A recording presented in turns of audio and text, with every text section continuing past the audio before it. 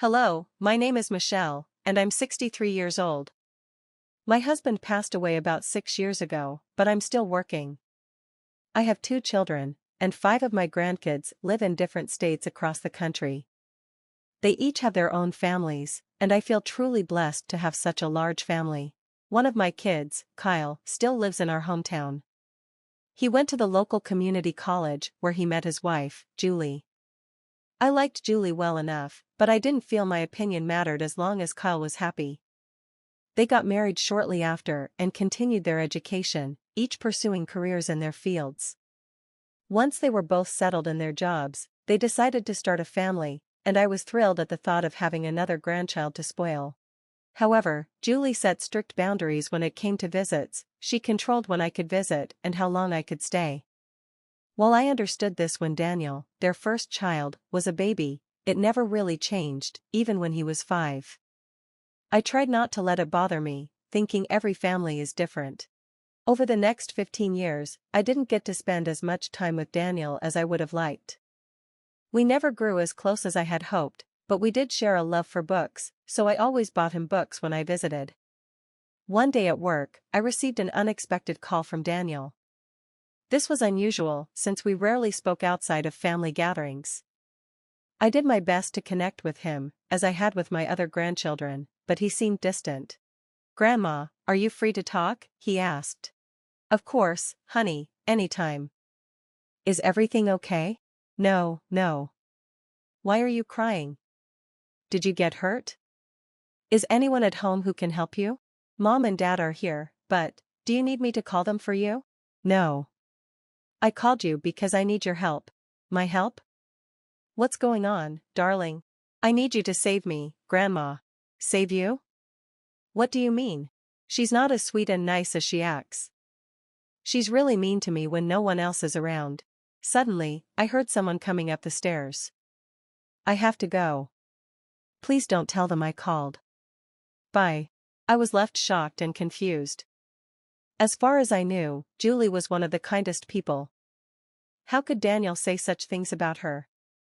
I didn't want to believe him at first. Maybe he was upset over something like being grounded. Daniel had always been a bit mischievous, according to both Julie and Kyle. But something in my gut told me he wasn't joking. The call haunted me for days, and I couldn't shake the feeling that something wasn't right. After some time, I decided to buy a hidden camera. I felt uneasy about spying, but I convinced myself that if Daniel trusted me enough to call, I owed it to him to help. If I found nothing, I'd just remove the camera. But if there was something wrong, I'd figure out what to do next. I hoped it would be a simple misunderstanding, and a long talk would set everything right. The camera arrived a few days later, and I set it up, glad to see it had both live and recorded footage that I could access through an app on my phone. After making sure everything was in place, I called Kyle. "Hello, sweetie. How's everything?" "Everything's great, Mom. What about you?" Same old, same old. I was wondering if I could come by one day. We haven't seen each other in a while." "Of course. How about this Sunday?" "That works, but should I check with Julie if it's okay? I used to hate it when Dad made plans without asking me.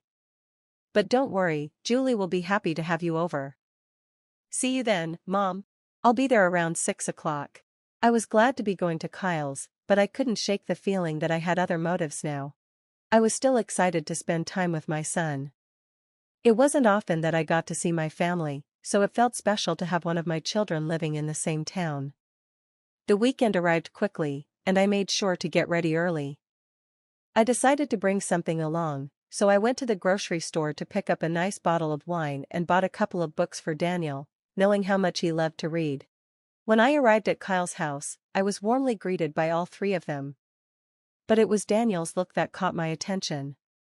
He stared at me with such a sense of relief that I couldn't help but feel concerned again. Since that first phone call, I hadn't heard from him, so I had no idea what was going on. I spent the next couple of hours chatting with Kyle and Julie.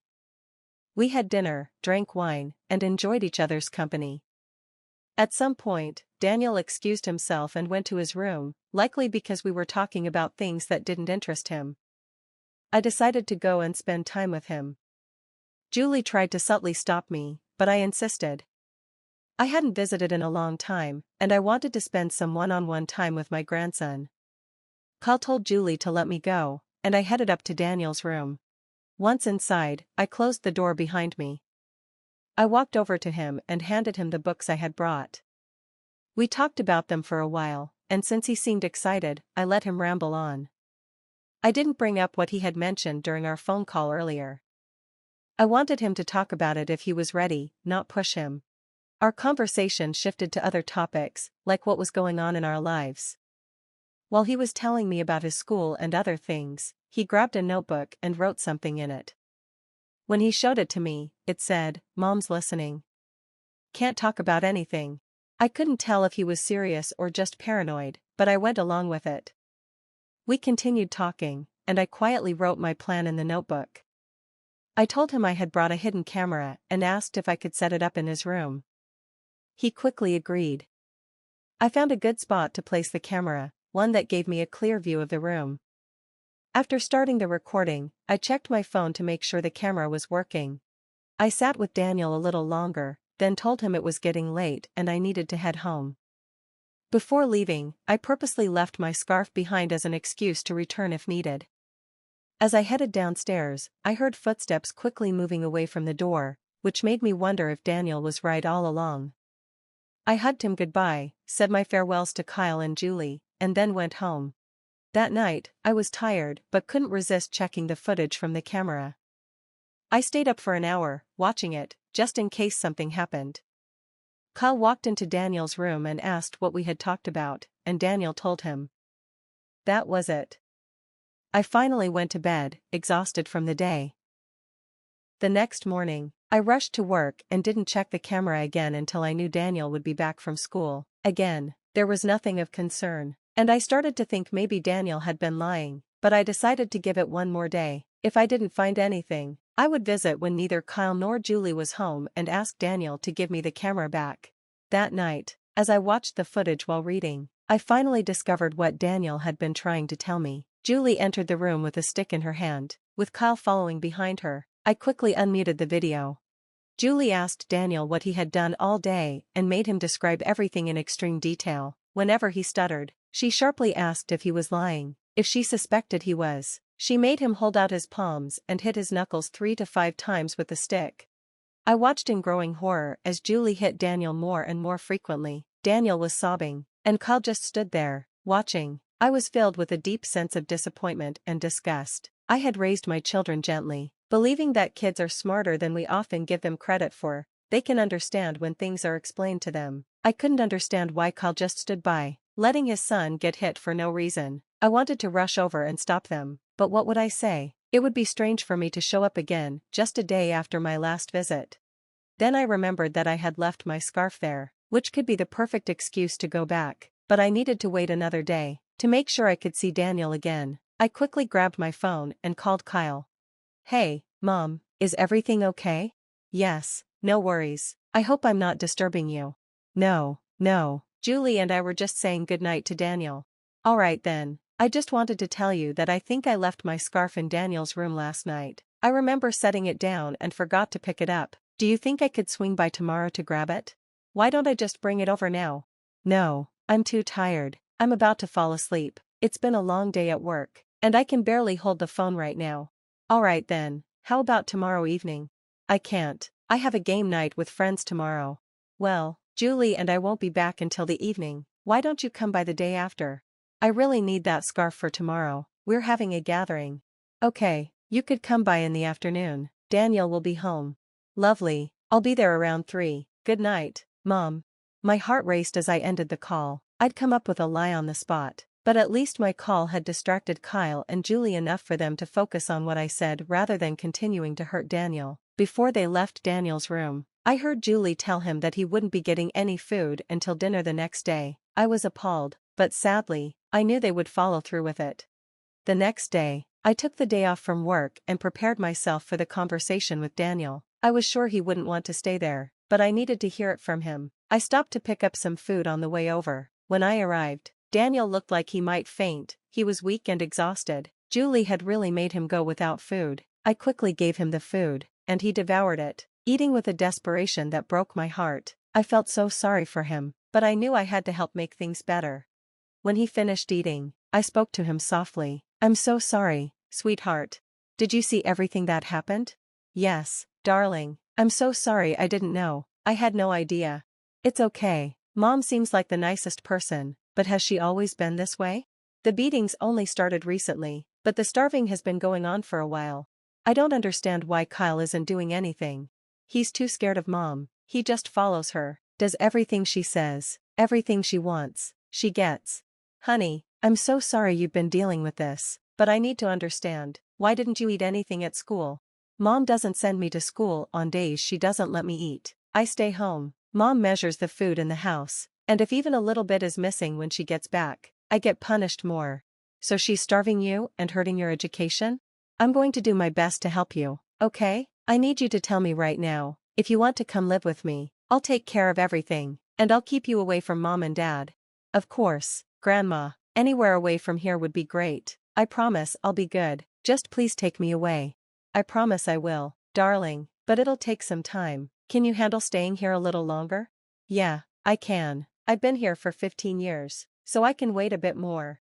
I carefully took away all the wrappers and made sure there were no traces of food left behind. I didn't want Julie to make things worse for Daniel. We cleaned up the crumbs and double-checked the room to make sure it looked just as it had before. Afterward, I went home and called Kyle to thank him for being cooperative and letting me pick up my scarf.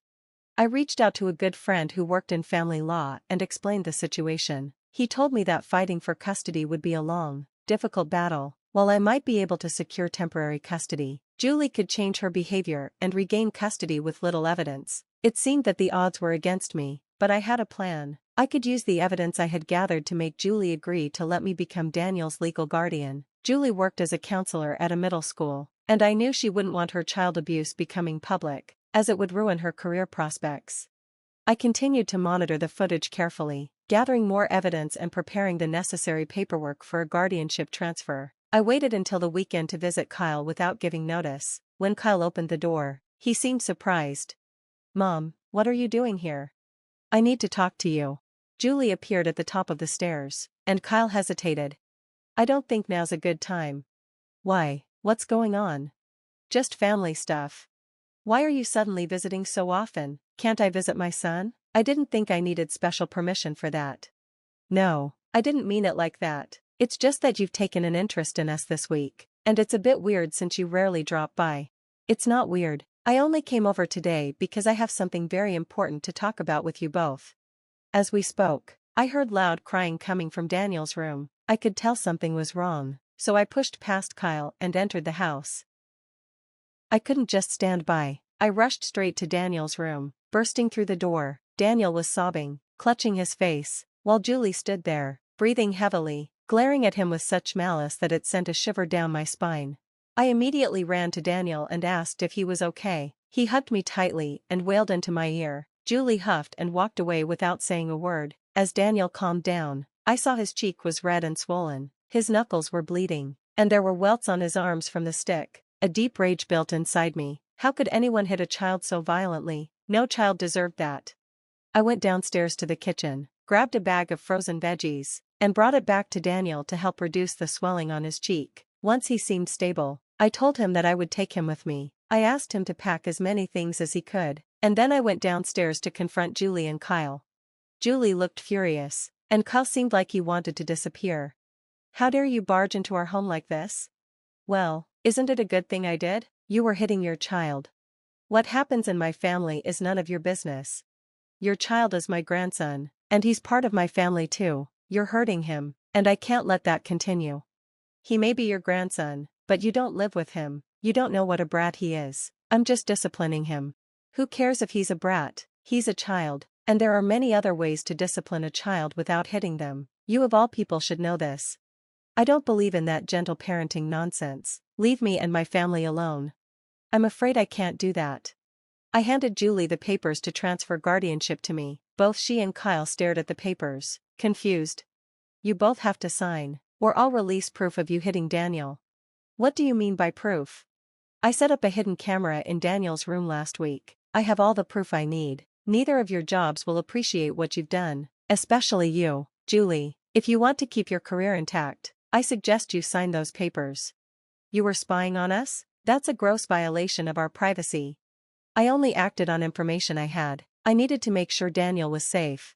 Mom, don't do this to us. Give us another chance. I'll make sure it doesn't happen again. I don't want to hear it. I'm very disappointed in you, Kyle. I raised you to be better than this. You're just as guilty as Julie, if not more. I'm taking Daniel with me, and I expect these papers to be signed. If not, you know what will happen. They didn't put up a fight. As Daniel and I left, I took him to get dinner and ice cream, trying my best to comfort him. I gave him a safe space to share his feelings without fear. In the following weeks, I was granted legal guardianship of Daniel. Julie and Kyle claimed they planned to move to a different state and didn't want to disrupt Daniel's education, which they used as the reason for transferring guardianship. They did end up moving, and I was relieved. Daniel is doing much better now. He's happier knowing he won't run into his parents for a long time. He's one of the kindest and sweetest kids I know, and he thanks me every day for what I did for him. I intend to keep my promise to always protect him. Thank you for listening.